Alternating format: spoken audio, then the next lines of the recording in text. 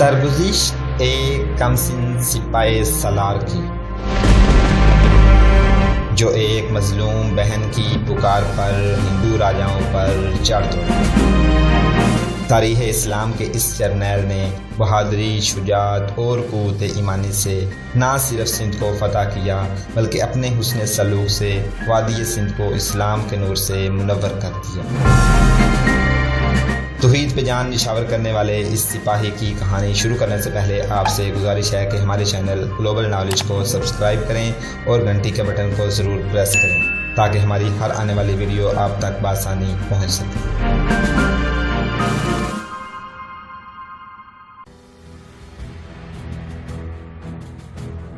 وہ رات سیسم کی قلعے کی ایک پر اسرار رات تھی۔ قلعے کے دروازے بند تھے، سنتری بے فکری سے برجوں میں بیٹھے تھے۔ وہ ذرا سی دیر کے لیے باہر نکلتے اور ادھر ادھر دیکھ کر پھر برج میں جا کر بیٹھ جاتے تھے۔ انہیں کوئی خطرہ نظر نہیں آ رہا تھا۔ سیستان پر مسلمانوں کا قبضہ تھا، بغاوت دبائی جا چکی تھی اور باغیوں کا سردار بجے رائے مارا جا چکا تھا۔ شہر پر قبرستان جیسا سکوت طاری تھا، لوگ گھروں میں گہری نیند سو رہے تھے۔ اس خاموشی اور اس سکوت میں ایک طوفان انگڑائیاں لے رہا تھا۔ اس طوفان نے سیسم کی خاموشی کو راتوں میں پرورش پائی تھی اور اب یہ سب کچھ اپنے ساتھ اڑا اور بہا لے جانے کے لیے تیار ہو چکا تھا، اور اس طوفان نے ہندوؤں کے مندر سے اٹھنا تھا۔ اس رات مندر کے ایک خاص کمرے میں 10-12 آدمی بیٹھے تھے۔ ان میں ایک تو اس ہندو کا بڑا پنڈت تھا، دوسرا وہ رشی تھا جو اسی روز شہر میں داخل ہوا تھا، لیکن مندر میں اس کا حلیہ کچھ اور تھا۔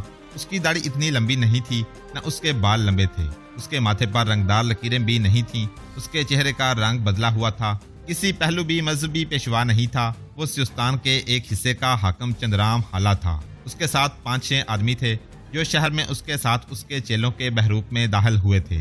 یہ سیستان کے ٹھاکر تھے جو چندرام حالا کے ساتھ ایک بہت بڑی سازش کی تکمیل کے لیے آئے تھے۔ شام گہری ہوتے ہی ایک 2 ہندو مندر میں آنا شروع ہو گئے تھے۔ ان کی تعداد 40-50 کے درمیان تھی اور یہ راجہ داہر کی فوج کے منتخب جنگجو تھے۔ یہ سب تاجروں کے قافلوں کے ساتھ تاجروں کے ملازم، محافظ اور شتر بان بن کر آئے تھے اور یہیں پر ہی رہ گئے تھے۔ انہوں نے وقت مقرر کر رکھا تھا۔ مقامی ہندوؤں کے گھروں میں باہر کے جو ہندو چھپے ہوئے تھے وہ ایک ایک کر کے گھروں سے نکلنے لگے۔ وہ دبے پاؤں چھپتے چھپاتے مندر تک پہنچتے رہے۔ یہ بھی داہر کی فوج کے آدمی تھے۔ مسلمان حاکم اطمینان کی نیند سوئے ہوئے تھے۔ انہیں یقین نہیں تھا کہ شہر میں امن و امان ہے، اور اگر امن و امان تباہ ہوا بھی تو باہر کے حملے سے تباہ ہوگا۔ ان کے ذہن میں یہ خدشہ تو آیا ہی نہیں تھا کہ شہر کے اندر سے بھی تباہی اٹھ سکتی ہے۔ دیوار پر جو گشتی سنتری تھے ان کی تعداد تھوڑی تھی اور وہ چوکس بھی نہیں تھے۔ مندر اب جنگی آپریشن روم بن چکا تھا۔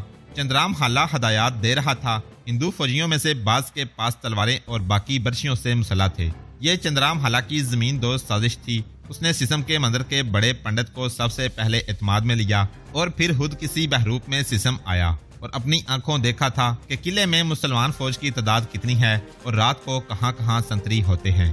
اس نے پنڈت کو اپنی اسکیم بتائی تھی۔ اس کے تحت ہندو فوجیوں نے تاجروں کے بہروپ میں آنا تھا اور ہندوؤں کے گھروں میں چھپنا تھا۔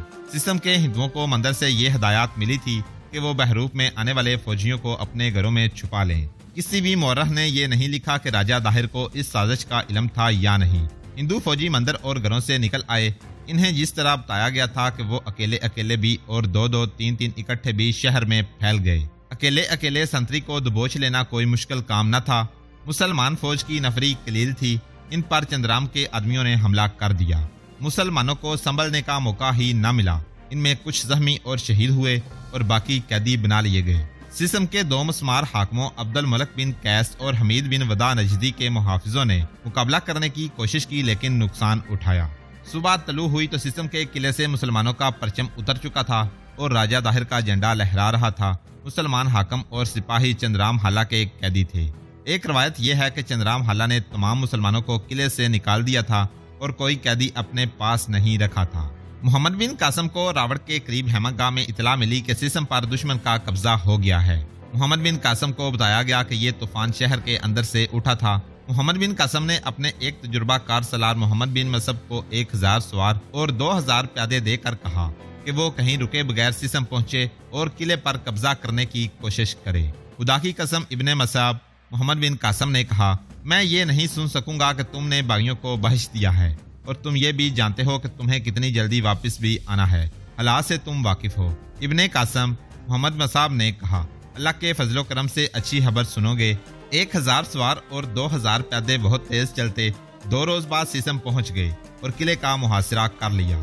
चंद्राम मोहम्मद बिन मसाब ने ऐलान कराए, किले से बाहर आ जाओ वरना आतशी तीरों से हम शहर को आग लगा देंगे और तुम में किसी को जिंदा नहीं छोड़ेंगे। हिंदुओं ने दीवारों के ऊपर से तीर बरसाए, लेकिन इनकी नफरी थोड़ी थी। इसके अलावा शहर के लोगों ने चंद्राम हल्ला के साथ ताउन न किया। शहर का कोई एक भी आदमी उनके साथ नहीं था।